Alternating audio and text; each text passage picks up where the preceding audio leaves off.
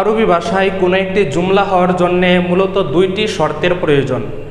যে শব্দে যেই বাক্যে দুইটি শর্তে বিদ্যমান থাকবে সেই বাক্যটি কেবলমাত্র জুমলা হবে, যদিও এই বাক্যটি এক শব্দ হয়।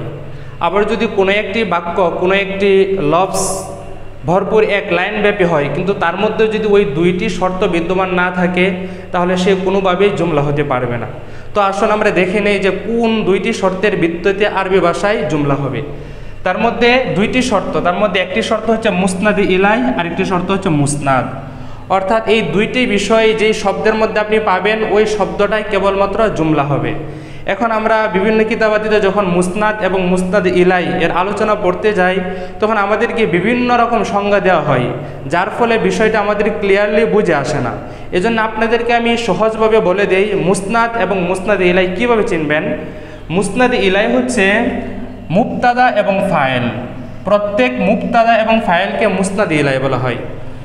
একটা মুবতাদা এটা মানে সে মুসনাদ ইলাই, ফাইল মানে সে মুসনাদ ইলাই।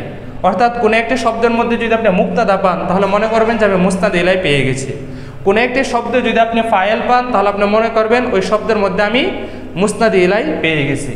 তারপর হচ্ছে মুসনাদ। মুসনাদ হচ্ছে খবর এবং ফেল। প্রত্যেক খবর মুসনাদ, প্রত্যেক ফেল মুসনাদ। অর্থাৎ যদি আপনি কোনো একটা জুমলার মধ্যে দুইটি শর্ত পান, তাহলে সেই জুমলাটি সেই শব্দটি অবশ্যই জুমলা হবে। যেমন আমি এখানে উদাহরণস্বরূপ লিখেছি যা আ জাইদুন। এখানে যা শব্দটি ফেল আর জাইদুন শব্দটি হচ্ছে ফাইল। তো যা শব্দটি ফেল হিসাবে তার মধ্যে মুসনাদ পাওয়া গেছে, কেননা প্রত্যেকটা ফেল মুসনাদ। তারপরে জাইদুন এই শব্দটি ফাইল, আর ফাইল মানে সে মুসনাদ ইলাই। তাহলে যা জাইদুন এই দুইটি শব্দে আমরা দুইটি শর্তই পেয়েছি। তার মধ্যে যা এটা হচ্ছে মুসনাদ, জাইদুন এটা হচ্ছে মুসনাদ ইলাই। সুতরাং যা জাইদুন এটি এখন আর কোনো মুরাক্কাব নয়, বরং এটি একটি এখন পরিপূর্ণ জুমলা। তারপরে দেখুন আরেকটা উদাহরণ, জাইদুন এটা হচ্ছে মুবতাদা, আলিমুন এটা হচ্ছে খবর। তাহলে প্রত্যেক মুবতাদা কি মুসনাদ ইলাই, তার মানে এটার মধ্যে আমরা মুসনাদ ইলাই পেয়েছি।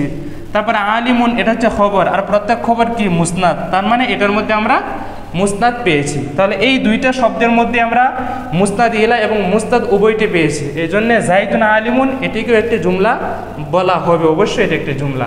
তারপরে দেখুন আমি আরেকটা উদাহরণ লিখেছি, এটা হচ্ছে নাসর তু।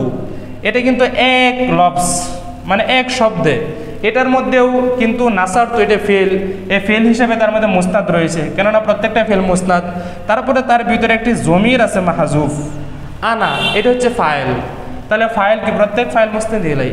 তাহলে এটা যদি একটা এক শব্দ, কিন্তু এই এক শব্দের মধ্যেই দুইটি শর্ত বিদ্যমান, একটা হচ্ছে মুসনাদ আর একটা হচ্ছে মুসনাদ ইলাই। তাহলে সুতরাং বলা যায় যে নাসর তু এটিও একটি জুমলা।